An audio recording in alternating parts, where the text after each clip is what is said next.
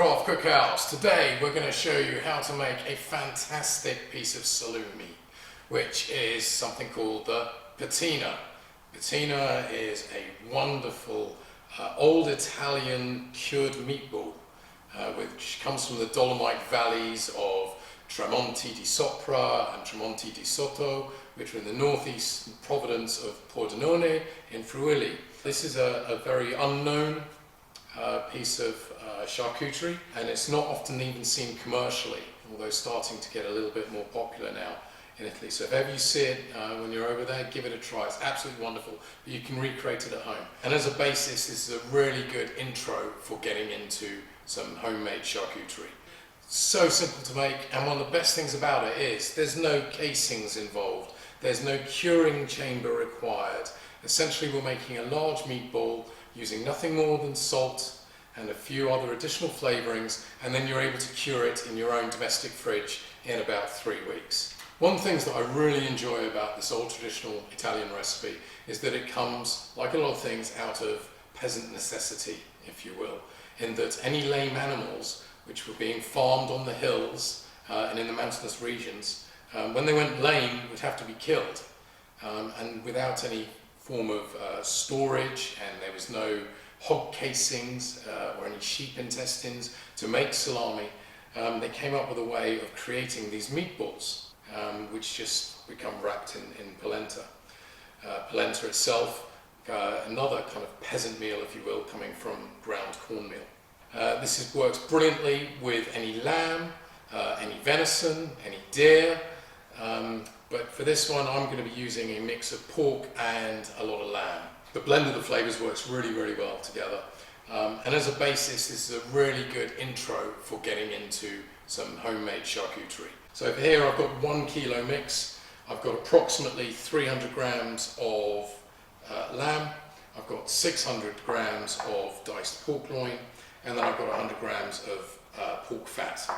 It's really important to use a very lean cut for your pork and for your lamb as well.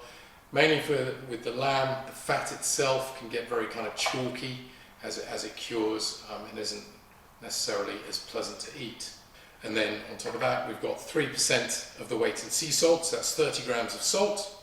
I've then got a teaspoon of ground pepper, a teaspoon of cracked pepper, and then a teaspoon of fennel, and then 50 millilitres of red wine, which I've been soaking like a tea bag with a couple of chopped up garlic cloves and a torn up bay leaf. This helps to impart a little bit of extra back down flavour as well. So let's get on with making it. So first of all, I need to magic up those hands. Okay, so when chopping up, you can put all this through the mincer, but I like to keep traditional by using the 2-knife method, which looks like this, which is just you getting 2 knives and essentially treating them like scissors across the meat. So in here I'm going in with my lamb, and in with my pork, and then in with my fat. I'm just going to start mixing those through, just get them a little bit divided up before adding in my salt. So again, I use sea salt for this, so we've got 30 grams or 3% of the weight with sea salt. Really important to start mixing this in very thoroughly, because where this originated, up in those hills, it used to get a lot of the sea air coming up from the Mediterranean, and obviously it used to be quite chilly up there in the mountains as well. So as we're mixing all this through, we can start adding in our aromatics. Always nice. And don't be afraid to just keep mixing and keep mixing and keep mixing with these.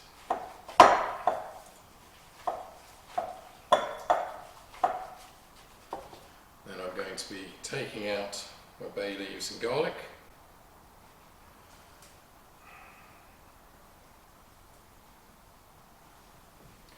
And that's my 50 ml of red wine. The red wine, adding that acidity along with the salt, make the inside of this mix inhospitable to bad bacteria. It's very, very important to make sure you're mixing everything through very, very thoroughly. So, as I said, one of the beautiful things about this is that you don't need any other specialist equipment. You don't even need a mincer. Just a sharp knife or a couple of sharp knives, a bit of patience, and some room in your fridge. Now, bear in mind, with these large meatballs, these are going to be curing in the fridge for around about 3 weeks. So make sure you've got your space set up in there. Okay. Now this is all mixed through. What we're going to be doing is making our meatballs. So I'm going to be making meatballs which are going to be approximately 200 grams, which is around about, it's about this big. So we're going to be making 5 of these giant meatballs, which are then going to be tossed in our polenta. So give everything a really good squeeze. So I'll be back once I've done all these. So now we've got our 5 lovely giant meatballs weighing approximately 200 grams each. We've then got our polenta, and now all we're going to be doing is essentially taking the meatballs and getting everything covered in the polenta, okay, which acts as a bit of a barrier. If you happen to have a smoker, you can also put these in for a little bit of smoking, which will also impart a little bit of additional flavour. There you can see that there is our lovely patina. We're just going to pop these all onto a plate, or if you have a plank or something that you can create into a storage area within your fridge. But this is so easy, it doesn't take long. And the most important thing to remember is once this is in the fridge, we're going to be turning it every day, okay, because it will start to drop down and not be as round. Okay, this is just how they're all going to be starting off. These are absolutely gorgeous, especially with a glass of wine on a summer's evening, taking slices of this. So I'll come back when I've finished all of this. So, here we go. Here's our lovely polenta covered patinas, all ready to go in the fridge. Now it's just a case of popping these into your fridge.